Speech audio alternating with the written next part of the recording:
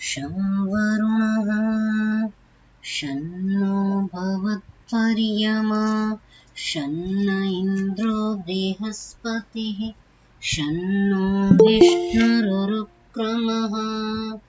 नमो ब्रह्मणे नमस्ते वायो त्वमेव प्रत्यक्षं ब्रह्मासि त्वामेव प्रत्यक्षं ब्रह्म वदिष्यामि ऋतं वदिष्यामि सत्यं वदिष्यामि तन्मामवतु तद्वक्तारमवतु अवतु माम् अवतु वक्तारम्। ॐ शान्ति शान्ति शान्तिः। सर्वेभ्यो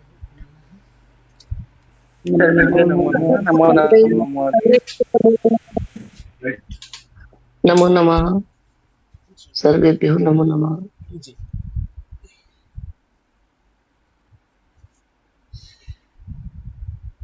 हमें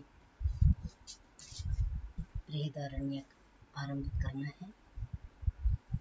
प्रस्तावना कल हमने विगत कक्षा में कर ली थी कि ये काण्व शाखा का, यजुर्वेद की काण्व शाखा का यह उपनिषद है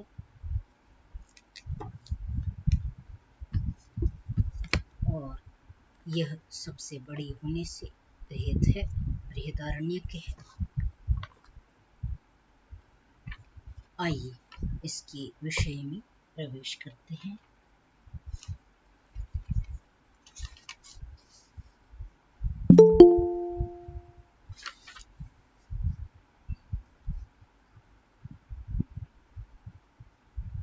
बृहदारण्यक का प्रथम अध्याय, पहला ब्राह्मण।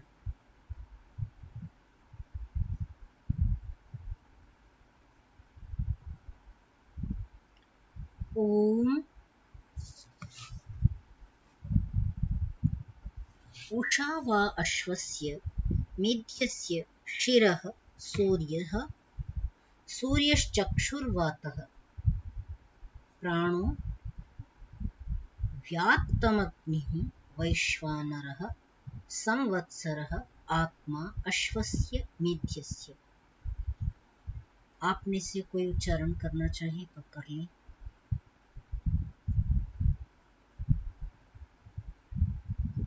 क्योंकि अब तो आराम से स्वाध्याय करेंगे तो उच्चारण का जैसा आपने पहले कहा था कि करना है।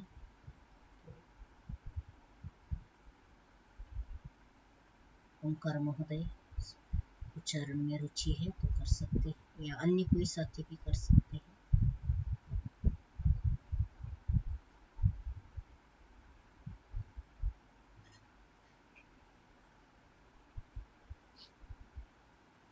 जी महोदया, मैं प्रयास करूंगी। हाँ जी। ओम उषावा अश्वस्य मेध्यस्य शिरः सूर्यश्च चक्षुर्वातः प्राणो व्यात्तम् अग्निवैश्वानर संवत्सरः आत्मा अश्वस्य मेध्यस्य धियोः पृष्ठम् अंतरिक्षम् उदरं पृथ्वी पाजस्यं दिशः पार्श्वे अवान्तर दिशः पार्श्व ऋतवोऽङ्गानि मासाश्च अर्धमासाश्च पर्वान् अहोरात्राणि प्रतिष्ठा नक्षत्र अरण्यस्थिनि नभो मांसानि ऊर्ध्वश्यं सिक्ताः सिन्धु बुधा यक्ष्वश्च क्लोमानाश्च पर्वता औषधयश्च वनस्पतयः च लोमान् लोमान्यम उद्यन पूर्वार्धो निम्न निम्लोचन अंजघन निम निम्लोचंज घनार्धो यद त्रि त्रिज्रभन्दते तद विद्योतते यद विधूरते तत् स्तनयाति यन्मेहति तद्वर्षति भागे वाक। थोड़ी थोड़ी गलती हो गई है। धन्यवाद महोदय।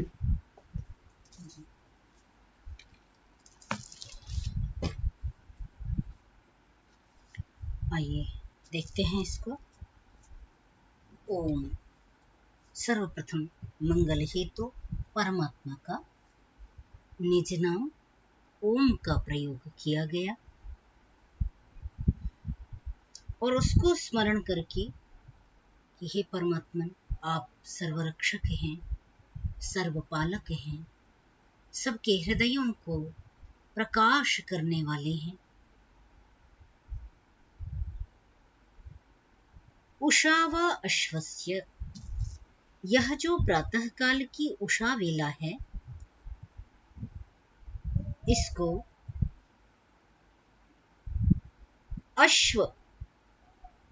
अश्वस्य मेध्यस्य शिरः, इसको कहा गया है कि ये जो उषा है उसका अश्वमेध्यस्य शिरः, अश्वमेध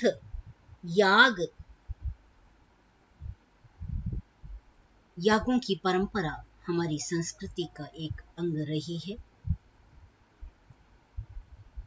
जिसमें बड़े बड़े याग संपन्न किए जाते थे,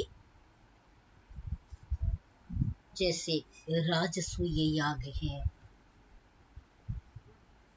अश्वमेध याग है, ऐसे बहुत सारे याग, सोम याग, अहीन सत्र याग, इस प्रकार याग सुनाई देते हैं जो पहले के समय में होते थे। इन यागों में एक है अश्वमेध याग, जिसमें जो अश्वमेध याग का अनुष्ठान करता था वो व्यक्ति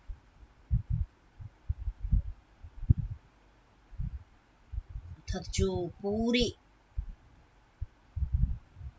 जनपदों का एक राजा होता था, वो इसका आयोजन करता था।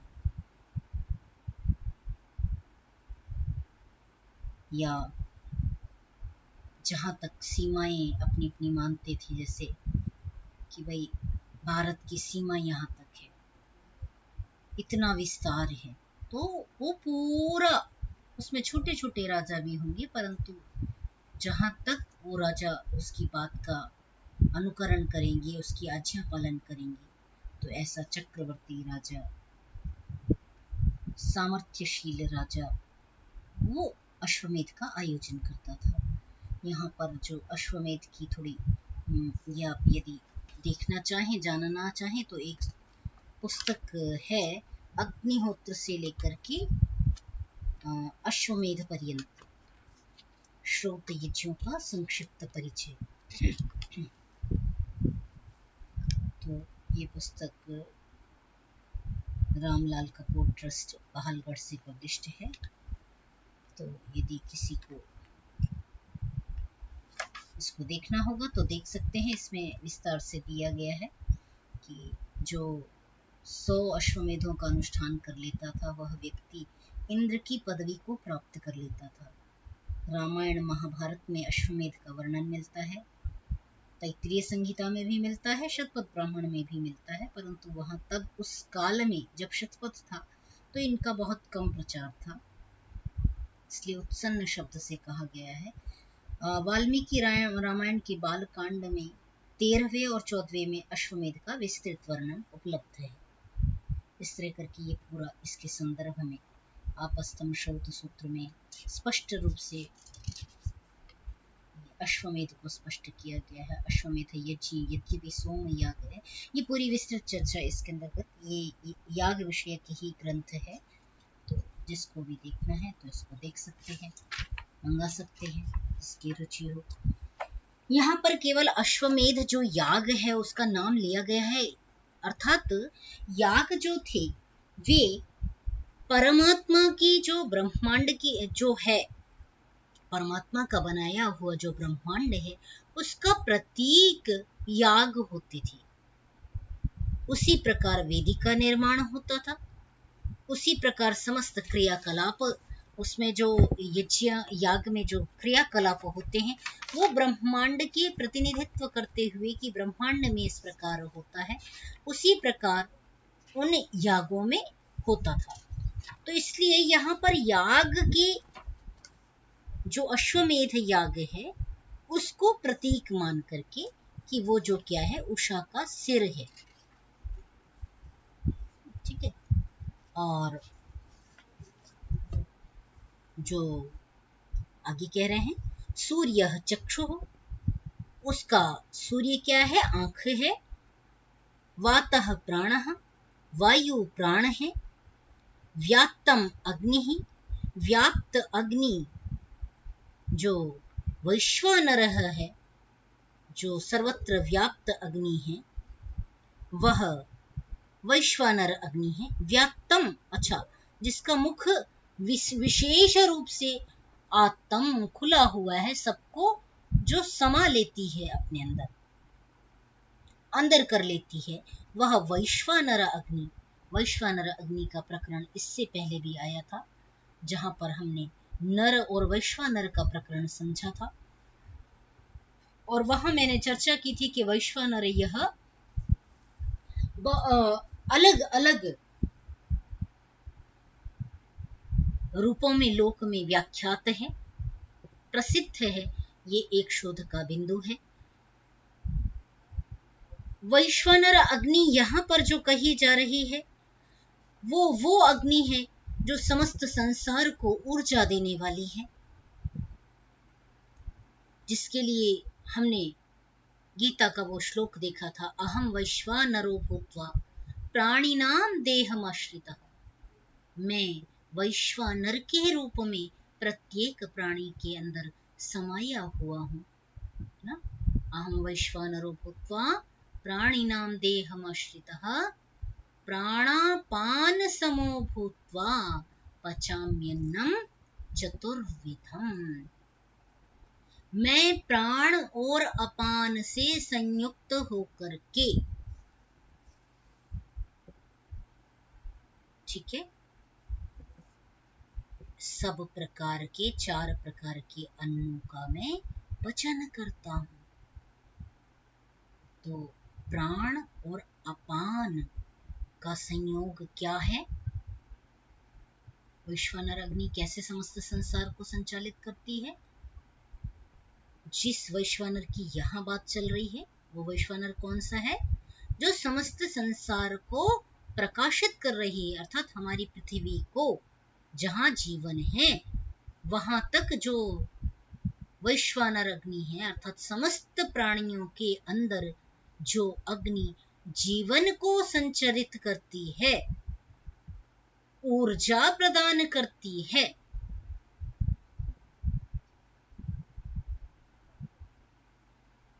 कैसे प्राण और अपान को समझना है, इसके साथ वो चीजें आपको समझ में आ जाएंगी। थोड़ा सा 2 शब्दों में बता करके आगे बढ़ रही हूँ। जो लौकिक अग्नि है, भौतिक अग्नि जिसे हम कहते हैं, पृथ्वी का देवता कहते हैं, ये अग्नि जो प्रज्वलित हो रही है, ठीक है, यह अग्नि किससे संचालित होती है? प्राण से। यदि प्राण न हो तो क्या अग्नि कहीं पर भी जल सकती है?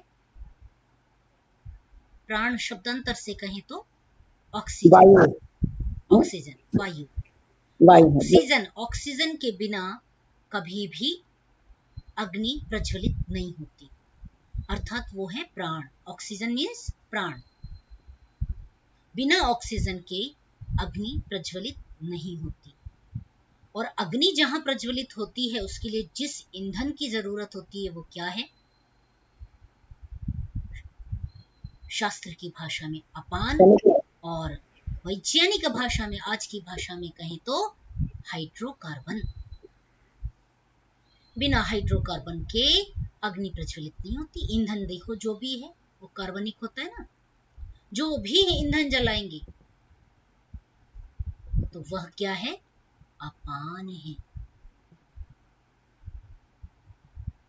ठीक है, तो ये प्राण और अपान के संयोग से प्राणापान समायुक्त, इन दोनों से जब वो युक्त होती है अग्नि, मुख जो अपना एक पिंड में केवल देखें हम, तो पिंड का जो मुख है, यह जो मुख है, इसमें आप जो डाल रहे हैं वो क्या है?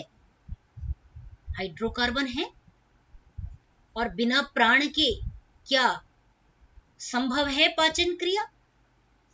श्वास, ये दोनों जो इंद्रियां खुली हुई हैं, जो कार्य कर रही हैं, मुख और नासिका, वो यही कार्य कर रही है। प्राण अर्थात ग्रहण करना उसका, और जो हाइड्रोकार्बन आपने डाला वो जब पचापचय, चय अपचय, हाँ चयापचय जिसे हम क्रिया कहते हैं, उसको संपन्न करने के लिए इन दोनों की आवश्यकता है। और इसी से सारे शरीर में वो जो भोजन आपने ग्रहण किया, किसी प्राणी ने मुख में डाला, वो रस होकर के प्रत्येक शरीर के, चाहे नख बढ़ना है चाहे बाल बढ़ना है, बाल भी कब बढ़ेंगे? जब ऊर्जा अंदर से प्राप्त होगी। तो वह है वैश्वानर अग्नि, जो प्राण अर्थात ऑक्सीजन और हाइड्रोकार्बन के जलने से, मिलने से जो ऊर्जा को उत्पन्न करता है, सृजित करता है, वही नाखून तक को हमारे शरीर, क्योंकि हम पिंड की बात कर रहे हैं, तो सबसे छोटी वस्तु या बाल, पलकों के बाल भी, कोई छोटा सा छोटा शरीर का आप विकास भी देखते हैं, तो जब वो ऊर्जा प्राप्त होती है, क्योंकि रस कण शरीर के प्रत्येक नस, जो नाड़ियां हैं, कोशिकाएं हैं, सब तक पहुंचाने का कार्य वो अन्न को, वो प्राणवायु करता है, प्राण करता है। और तब अंग प्रत्यंग स्पंदन करता है, प्रस्फुरित होता है, और उसी को कहा गया है शब्दांतर से कि वह वैश्वानर अग्नि प्राणियों को ऊर्जा देने वाली है। तभी हमारी उंगलियां, हाथ, पैर सब काम कर रहे हैं। ऊर्जा, इसमें निरंतर ऊर्जा क्षय होती है। आप बोल रहे हैं तो ऊर्जा क्षय हो रही है, ऊर्जा लग रही है उसमें। हाथ पैर उंगलियां हिला रहे हैं, चल रहे हैं, आ रहे हैं, जा रहे हैं, पलक झपका रहे हैं, ऊर्जा का स्राव हो रहा है, ऊर्जा का क्षरण हो रहा है। तो वो जो ऊर्जा बनाई वो वैश्वानर अग्नि ने बनाई। ठीक है, ये प्रकरण पहले भी आया था, वहां हमने आत्मा और परमात्मा के प्रकरण में देखा था। तो अच्छा, यदि आपको लगे तो आप सिंहावलोकन अवश्य कीजिए, पीछे पलट करके देखिए। यदि आपके पास दिन में समय है तो अवश्य देखिए। देखिए, आगे बढ़े।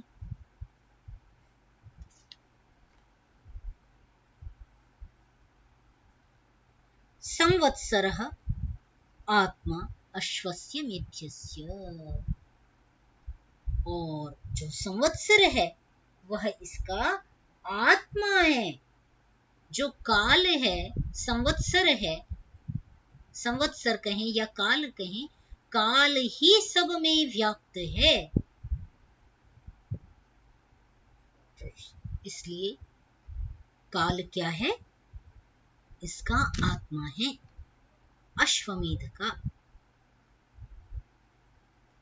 अश्व जो है घोड़ा है उसकी कल्पना कर रहे हैं और उसी के आधार पर कि मतलब ये संपूर्ण ब्रह्मांड अश्व के रूप में लिखा जा रहा है और वो इस प्रकार से, तो इसकी जो वेद इत्यादि बनाई जाती है वो इसी प्रकार से उनका निर्माण होता है, उसमें सभी क्रियाकलाप भी अश्वमेध में इसी प्रकार संपन्न होते हैं।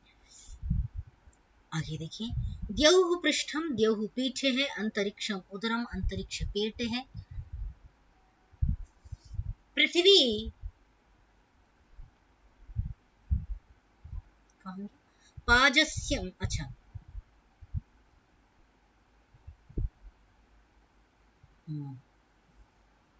हाँ, पृथ्वी पाजस्यम, पृथ्वी क्या है, इसके पासे हैं अर्थात नीचे का भाग है, और पाज कहते हैं खुर को, पाजह,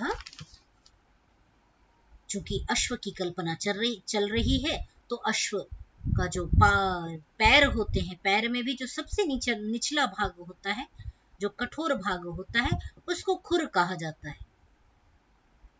तो अश्वमेध्यस्य पाजः, तलवे हैं, पाद तल हैं, दिशः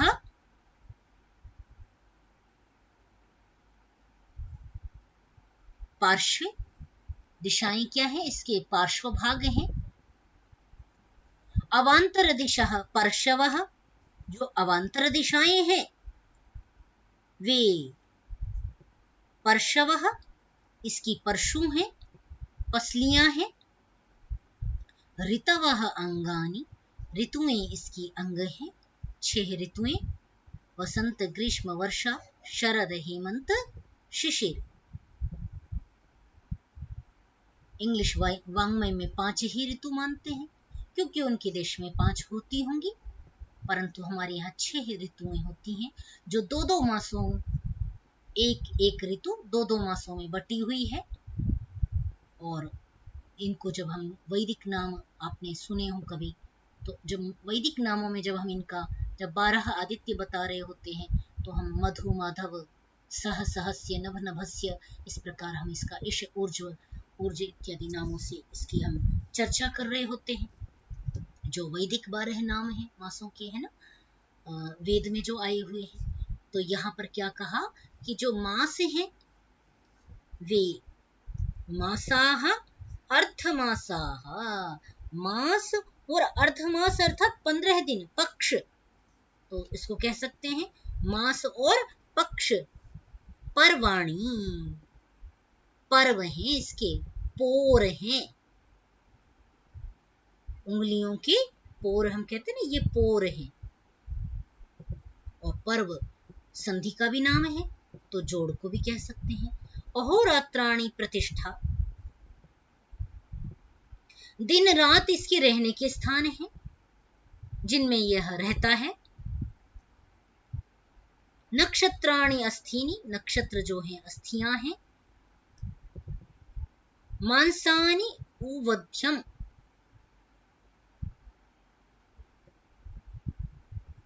नहीं, नभः मांसानि है ना, नभ क्या है, बादल जो हैं, नभ आकाश में वो जो बादल हैं वो मांसल हैं इसके, क्योंकि वो इतने सॉफ्ट हैं इसलिए मांसल नाम से नभ बादलों को कहा गया।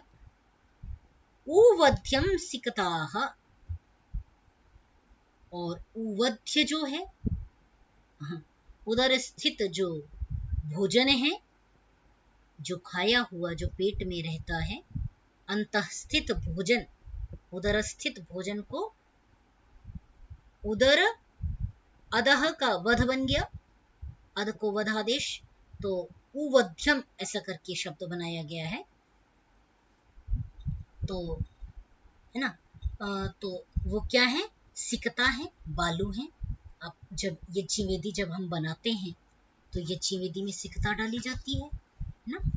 आपको यज्ञ वेदी याग की जो विधि होती है, अभी मैं यही देख रही थी, इसमें मैंने खोला हुआ था ये जो ये पुस्तक मैंने आपसे कही, अग्निहोत्रादि, ये जो श्रोत यज्ञों का संक्षिप्त परिचय है ना, हाँ,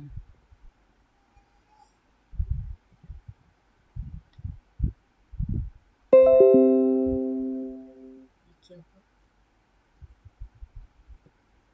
तो जो यज्ञ वेदी की हम बात करते हैं कि इसमें क्या क्या चीजें पड़ती, जब वेदी निर्माण किया जाता है तो है ना, नीचे जल का सिंचन किया जाता है, फिर बराह के द्वारा खोदी हुई भूमि मिट्टी जो होती है वो बिछाई जाती है, दीमक की बॉम्बे की मिट्टी बिछाई जाती है, ऊसर भूमि की मिट्टी बिछाई जाती है, और इसके बाद सिकता बिछाई जाती है ना, जिस सिकता का यहाँ संदर्भ आ रहा है, क्योंकि पृथ्वी इसी प्रकार बनी। वो प्रकरण कभी विस्तार से कभी विषय आएगा तो उसकी चर्चा हम करेंगे, परंतु संक्षिप्त में केवल मैं ये 10 स्टेप जो पृथ्वी के होते हैं वो गिन दे रही हूँ। बालू बिछाई जाती है, बालू के बाद शर्करा रोड़ी बिछाई जाती है, ईंटें बिछाई जाती हैं, अंतिम में सुवर्ण रखा जाता है, और उसके ऊपर जो हम हिरण्यगर्भ कहते हैं वो सुवर्ण रखा जाता है, फिर उस पे मिट्टी डाल करके गोबर से उसको लीप करके फिर समिधाएं इत्यादि रखी जाती हैं। समिधाएं रखी जा नहीं, उससे पहले सुवर्ण के बाद समिधाएं रखी जाती हैं, अश्वत्थ की अरणियां रखी जाती हैं। इतनी प्रक्रिया जो है वो वेदी निर्माण में ये प्रक्रिया इस प्रकार संपन्न होती है। ये 10 स्टेप है इसके। पृथ्वी सृजन प्रक्रिया और वेदी निर्माण विधि की समानता शतपथ ब्राह्मण में आया हुआ है ये पूरा प्रकरण। इयं वेदी परो अंतः पृथिव्याः, ये जो यजुर्वेद का 23वां अध्याय है उसका 69वां नहीं 96 मंत्र है। इयं वेदी परो अंतः पृथिव्याः, ये पूरा प्रकरण यहाँ पर है, किसी को देखना है तो वो उसमें देख सकते हैं। ठीक है, आगे बढ़ रहे हैं हम। देखिए इसको कहाँ पहुंचे हम, नक्षत्र, हाँ सिकताः यहाँ तक कर लिया ना ठीक। अब यहाँ से सिंधवो गुदाय किंच। जी। सिंधवः गुदाः, पेट की जो सिंधु प्रदेश माने बस्ती प्रदेश है वो क्या है, सिंधु है, सागर है, समुद्र है। यकृच्च क्लोमानः, और जो लीवर है वो यकृत क्लोमानः। पिपासा स्थान है। पर्वताः औषधयः वनस्पतयः, और जो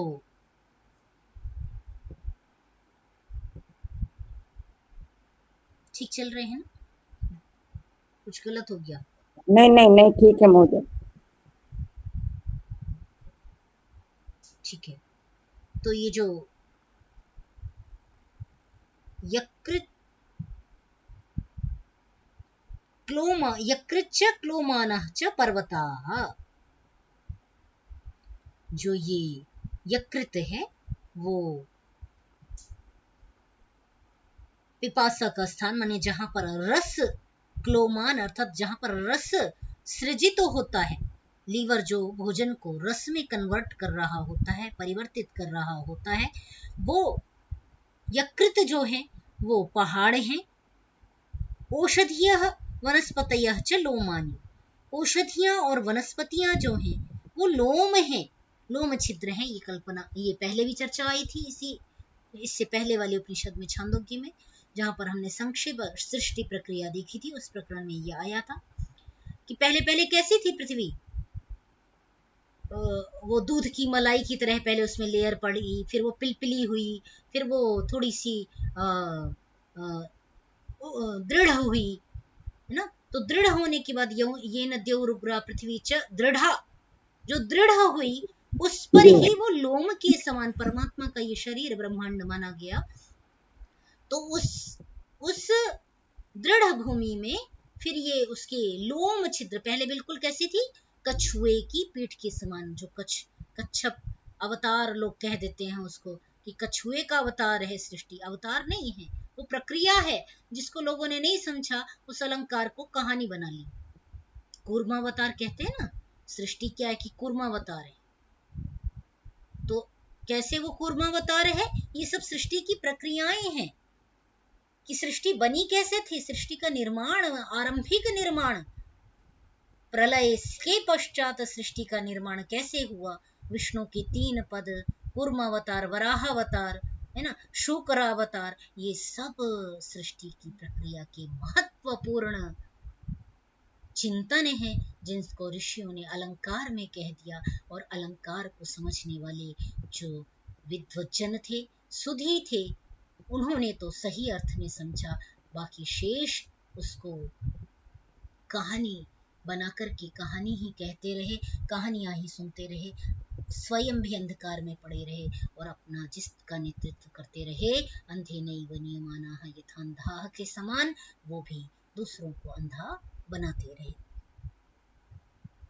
तो लोम है, जब पृथ्वी दृढ़ हुई तो उस पर जो जमने वाले औषधियां और वनस्पतियां थी, वो औषधियां और वनस्पतियां उसके लोम छिद्र के समान, जैसे हमारे रोम छिद्र होते हैं वैसे ही वो लोमानी रोम छिद्र इस पृथ्वी पर उत्पन्न हुए। उद्यन पूर्वार्धः, उगता हुआ जो सूर्य है वह पूर्वार्धः, वो ऊपर का भाग है ना, शरीर का जो ऊपर का भाग है वो उद्यन सूर्य, उगता हुआ सूर्य है। और निम्लोचन उत्तरार्धः, जो डूबता हुआ सूर्य है, छिपता हुआ जो सूर्य है वो उत्तरार्धः, वो उसका निचला भाग है। यद विजृंभते, जब ये विजृंभन करता है, जम्हाई लेता है, तद विद्योतते, तब क्या हो रहा होता है, मनो वह जो अश्व है वो जम्हाई ले रहा है, मानो सृष्टि में जो बिजली का चमकना है वो अश्व का जम्हाई लेना है, ठीक है। यद विधूनते, जब वो अपने शरीर को हिलाता है पूंछ से ना, शरीर का झाड़ना, पूंछ हिलाना या झटकना, झटकना हम शब्द प्रयोग करते हैं।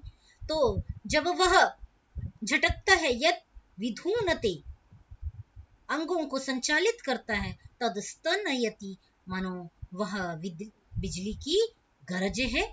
यत मेहति, जब वह मूत्र करता है तो मानो वह वर्षति, वह बरस रहा है ना। ये अश्व के साथ कल्पना करते जा रहे हैं। वाग एव अस्य, वाग, और जब ये हिनहिनाता है, बोलता है, तो वह इस मेध्य अश्व की, पवित्र अश्व की, क्योंकि अश्वमेध याग में उस अश्व का प्रोक्षण इत्यादि जो कार्य है वो संपन्न होता है, उसको धोया जाता है, नहलाया जाता है नदी में ले जाकर के, और वो मेध्य पवित्र माना जाता है। आपकी ये सामान्य यज्ञ में भी यही प्रक्रिया होती है। आप यज्ञ आरंभ करने के साथ ही सबसे पहले जो क्रिया कर रहे होते हैं दैनिक यज्ञ में ना, उसमें क्या होता है, सबसे पहले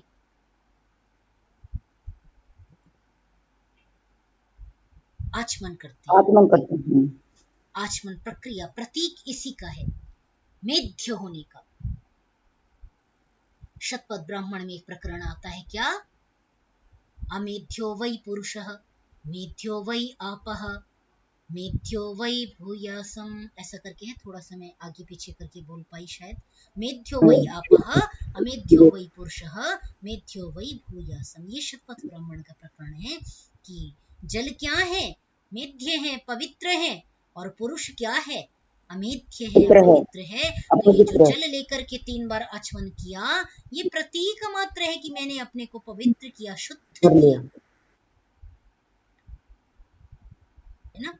तो नल में रखा हुआ जल और जो संस्कृत किया हुआ पूजा का जल है, उसका यही भिन्न अंतर होता है, और वो उसमें भावना करके वैसी वो जल आचमन किया जाता है, वो इसी का प्रतीक होता है ना, ठीक है। वाक एव अस्य वाणी, वाक जब ये हिनहिनाता है तो ये क्या होता है, वही इसकी वाणी होती है ना, वही परमात्मा की वाणी सृष्टि का है, ठीक है। यहाँ तक स्पष्ट है, कोई प्रश्न है तो पूछ सकते हैं।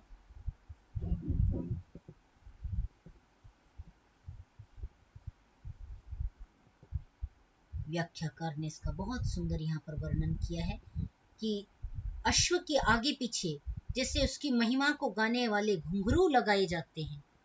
कितना सुंदर व्याख्यान किया उसका। कहा कि जैसे घुंघरू अश्व के आगे गले में भी घंटी डाली जाती, या फिर उसके आगे वाले पैर में और पीछे वाले पैर में, एक एक पैर में वो बांधा जाता था पहले ना। अब किसी ने देखा हो तो वो जब चल रहे होते हैं, खच्चर इत्यादि आपने देखा हो, तो वो बचते हुए जा रहे होते हैं। तो क्यों लगाया जाता है, ये क्या परंपरा है, इसका भी देखिए कोई कारण है, तभी ये परंपरा अत्यंत प्राचीन है, इसका तात्पर्य है, जो उपनिषद के समय में भी विद्यमान थी। तो पूर्वार्थ और उत्तरार्थ की जो बात कही गई, तो कहा दिन, सृष्टि में जो दिन रूपी घुंघरू हैं, रात्रि रूपी घुंघरू हैं, वो उसकी महिमा को बखान कर रहे हैं, कह रहे हैं। रात्रि भी पर उसका अश्व, जो सृष्टि में अश्वमेध चल रहा है, उसके ये दोनों बखान करते हैं, उसके बारे में बताते हैं कि हाँ, यहाँ अश्वमेध विद्यमान है, अश्व विद्यमान है, पवित्र अश्व विद्यमान है ना। ठीक है, यहाँ कोई प्रश्न है तो पूछ लें, फिर आगे बढ़ते हैं।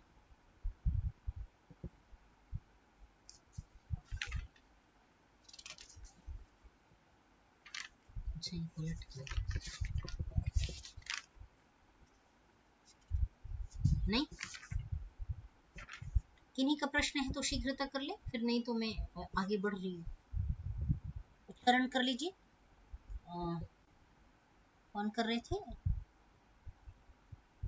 सोनी जी कर रही थी, आप कर ले आगे उच्चारण। जी। ओम अहेर्वा अश्वं पुरस्तान् महिमा अन्वजायत तस्य पूर्वे समुद्रे योनिरात्वीरैनं पश्चान् महिमा अन्वजायत तस्य परे समुद्रे योनिरेतौ वा अश्वं महिमा अनावहितः सम्भुवतुः हवो भूत्वा देवान् वहद्वाजी गंधर्वान् अर्वा असुरानसो मनुष्यान् समुद्र एवास बंधु समुद्रो योनिः। जी, बस इतना ही करते हैं। अहा वा अश्वम, जो इस सृष्टि प्रक्रिया में कहा, अच्छा ये इसका व्याख्यान आ रहा है। हाँ, अहा वा अश्वम पुरस्तान महिमान अन्वजायत, ये जो घुंघरू वाली बात कही, वो इसका व्याख्यान करते हुए कह रहे हैं कि जो अश्व है, वो जो अग्रिम पैर में बंधा हुआ जो घुंघरू है, वो वो दिन है। जो दिन आया तो परमात्मा की सृष्टि का बोध हुआ कि हाँ, सृष्टि है ये, अभी प्रलयावस्था नहीं है, सृष्टि चल रही है और उसमें दिन रात तब तक निरंतर चलते रहेंगे जब तक ये सृष्टि का समय विद्यमान रहेगा। तो यह जो दिन है, वह इस विराट पुरुष का, ततो विराट जायत विराजो अधिपुरुषः कहते हैं ना। तो ये जो विराट पुरुष है, विराट अश्व है, विराट पुरुष का दिन उसका अग्रिम घुंघरू है, जो उसकी महिमा को बखान करता है, जिसमें पुरस्तात् महिमा अन्वजायत, जिसमें मनुष्य अपने सारे कार्यों को संपन्न करते हैं और उसके प्रति कृतज्ञता अर्पित करते हैं। तस्य पूर्वे समुद्रे योनौ, योनि, पूर्व समुद्र में योनि ही, अच्छा, जो उत्पत्ति होती है, उत्पत्ति का आधार है, अर्थात सूर्योदय जो होता है वो पूर्व की ओर से होता है, तो पूर्व समुद्र में होता है। व्याख्याकारी यहाँ पर कुछ नई बात कह रहे हैं, तो वो अपने शब्द से कह रहे हैं कि भाई पूर्व की ओर से, पूर्व में समुद्र था, वहां से सूर्योदय होता था। तो मैं इसको ऐसा समझ पाई शायद जैसे अभी सूर्योदय कहाँ से होता है, अभी जो सूर्योदय है यह जापान में सर्वप्रथम सूर्योदय होता है। हम भारत की दृष्टि से देखते हैं तो वो पूर्व में हमें कहां पे दिखाई देता है, अरुणाचल प्रदेश में, है ना। उसका नाम ही इसीलिए अरुणाचल पड़ा, क्यों, अरुण अचल, जहां पर सर्वप्रथम अरुणोदय हो रहा हो, सूर्योदय हो रहा हो, वो अरुणाचल है, अरुण के आने का स्थान है, वो अरुणाचल प्रदेश है। और पूर्व दिशा माने सबसे पहले सूर्य का उदय एशिया महाद्वीप में, जापान में होता है। जब हमारे यहाँ 3 बज रहे होते हैं तो वहां पर 3.5 घंटे पहले उनका समय होता है, 3.5 घंटे पहले हमसे उनका सूर्योदय हो जाता है। तो हमारे यहाँ 5 बजे, 5, 5:30 के आसपास हो रहा है, वहां 3 बजे के आसपास हो जाता है। तो वो जो पूर्व है, पूर्व में समुद्र है और वहां उसकी योनि, उत्पत्ति का स्थान है। व्याख्याकार ने यहाँ पर थोड़ा सा भिन्न व्याख्या दी हुई है। इसको इस प्रकार यदि समझें तो इसका अर्थ आपको स्पष्ट हो पाएगा। ठीक है,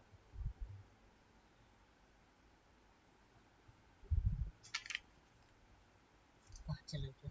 हाँ, तो तस्य अपरे समुद्रे योनिः एतौ वा अश्वं महिमानौ अभितः संबभूवतुः। और जो अपर है, ठीक है, तस्य अपरे समुद्रे योनिः एतौ, और पूर्व दिशा में उदित हुआ, और अपर में अर्थात पश्चिम में इसका क्या हुआ, विलय हुआ। तो दोनों ही इसकी उत्पत्ति और जो सूर्यास्त होना है, सूर्योदय होना है, दोनों ही इसके अश्व में पूर्व समुद्र और पश्चिम समुद्र से कहा जाता है। यहां पर इस प्रकार नहीं कहा कि भाई अस्त हो रहा है, उत्पत्ति का स्थान कह रहे हैं। तस्य अपरे समुद्रे योनिः एतौ, कि अपर समुद्र में जाने पर उत्पन्न होता है। क्या उत्पन्न होता है, जिसकी पहले चर्चा की, अहह, तो हमने उसकी अर्थापत्ति देखी कि रात्रि ही एनम पश्चान महिमा अन्वजायत तस्य अपरे समुद्रे योनिः। जब सूर्य पश्चिम की ओर गया, अर्थात जिधर अरब सागर हम मान रहे हैं, ठीक है, एशिया महाद्वीप में जिधर अरब सागर है वो पश्चिम दिशा हो गई। तो अपर समुद्र में जब प्रस्थान कर रहा है तो क्या हो रहा है, रात्रि हो जा रही है, रात्रि काल हो रहा है। तो तस्य अपरे समुद्रे योनिः एतौ वा अश्वं महिमानौ अभितः संबभूवुः। एतौ, ये दोनों ही, अहह, रात्रि, वै, ये दोनों ही जो विराट पुरुष है, अश्व है, वह अभितः, चारों ओर फिर उसकी महिमानम अन्वजायत, उसकी महिमा प्रकट होती है। किसके द्वारा, दिन और रात्रि के द्वारा। जब दिन भर मनुष्य कर्तव्य कर्म करता हुआ शांत क्लांत हो जाता है, तो रात्रि रूपी आवरण, रात्रि रूपी माँ उसे अपने गर्भ में सुला लेती है और सुखद अनुभव कराते हुए, सुखद अनुभव कराते हुए उसको पुनः दूसरे दिन कर्मों में लगने के लिए तैयार कर देती है। तो इस प्रकार दिन और रात ये दोनों ही सुंदर उस परमात्मा की महिमा को गाते हुए विद्यमान है। हयः भूत्वा देवान अवहत, देवों ने अश्व का हय रूप स्वीकार किया। हयः भूत्वा, हय होकर के, अर्थात हय माना उन्होंने इस विराट पुरुष का जो ये शरीर है अर्थात सृष्टि जो है, जो अश्व है, उसको हेय माना, अर्थात उन्होंने इसमें आसक्ति नहीं दिखाई, त्याज्य माना इसको। और त्याज्य मान करके वे उन्होंने इस सृष्टि का उपभोग तो किया, परंतु कैसे? आसक्ति रहित होकर के, इसमें लिप्त नहीं हुए, क्योंकि शरीर मिला है तो भोजन तो ग्रहण करना ही पड़ेगा। तो हम क्या कहते हैं कि कुछ जीने के लिए खाते हैं और कुछ खाने के लिए जीते हैं, अंतर है ना। तो इस सृष्टि में आए तो कितना हेय भाव से, उसमें आसक्ति नहीं होना, हयः भूत्वा, हय होकर के, हेय मान करके, सृष्टि को त्याज्य मान करके इसमें इसके रसों में लीन नहीं होना। देवान अवह, देवों ने इसको, इस हय का, इस अश्व का हेय रूप स्वीकार किया। दूसरों ने वाजी, गंधर्वान, ठीक है, दूसरे जो थे ये अन्न वाली है, भोग वाली है, ऐसा मान करके गंधर्वों ने इसका सेवन किया। वाजी नाम भी ना, ये सब नाम अश्व के हैं, ठीक है, तो इसीलिए वो नाम ही प्रयोग कर रहे हैं कि वाजी, वाजी वैसे प्रयोग करते हैं, वाजीकरण, बलशाली होना, बहुत बलवान होना, बलशाली होना। तो अश्व चना खाता है तो क्या कहते हैं? घोड़े वाला बल आ जाए, इसलिए चना खाओ। शक्तिशाली हो गया। भिंगा के जो चने खाए जाते हैं उनमें बहुत प्रोटीन होता है, उनके छिलके के नीचे ही बहुत सारा प्रोटीन विद्यमान रहता है। इसलिए कहते हैं कि अश्व का बल चाहिए, तो यानी लोक में उदाहरण जो दिया जाता है वो अश्व बल का दिया जाता है कि अश्व इतना बलशाली है, इसीलिए उसका नाम एक पड़ गया वाजी। जो बलशाली है उसको यहाँ पर वाजी के अर्थ में, अन्न के अर्थ में प्रयोग कर लिया कि जो भोग युक्त, अन्न भोग का भोगता है, जो वाजी रूप में प्रयोग करते हैं वो गंधर्व होते हैं कि भाई संसार में आए हैं तो अधिक से अधिक उपभोग करें, ये वस्तु मेरे उपभोग के लिए है, ये वस्तु मेरे उपभोग के लिए है, और वो उसका उपभोग करते हैं। तो वो इसको वाजी रूप में सृष्टि को देखते हैं।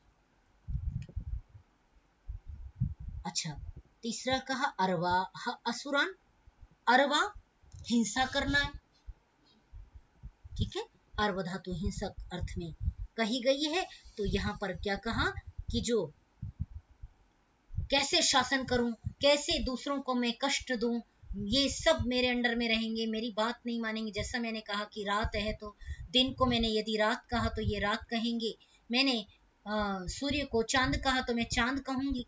माने जो ये भाव है कि शासन वाला भाव, हिंसा से केवल मेरी बात मानना, हिंसा पूर्वक शासन करते हुए जो व्यवहार करते हैं वो जाति प्रजाति इस सृष्टि में असुर कही जाती है। तो हिंसा करके अपना शासन फैलाना, आसुरी वृत्तियां फैलाना, ये असुरों ने अरवा नाम से इस सृष्टि में इस ब्रह्मा की सृष्टि की उपासना की। और अंतिम है मनुष्य, तो कहा अश्वः मनुष्यान। वो सामान्य आए, उनको पता ही नहीं मनुष्य जीवन क्यों मिला, आए भोग किया चले गए, मनुष्य जन्म मिल गया, शरीर मिल गया तो खाना खा लिया, खाया पिया और सो लिया, फिर उठे, फिर खाया, फिर पिया, फिर सो गए, निरुद्देश्य, संपूर्ण जीवन बिता लिया, हम क्यों आए मानव शरीर में, इसका ही बोध नहीं हुआ। तो ऐसे सामान्य श्रेणी के जो प्राणी हैं वो मनुष्य हैं, ठीक है। तो अश्व रूप में मनुष्यों ने इसकी उपासना की।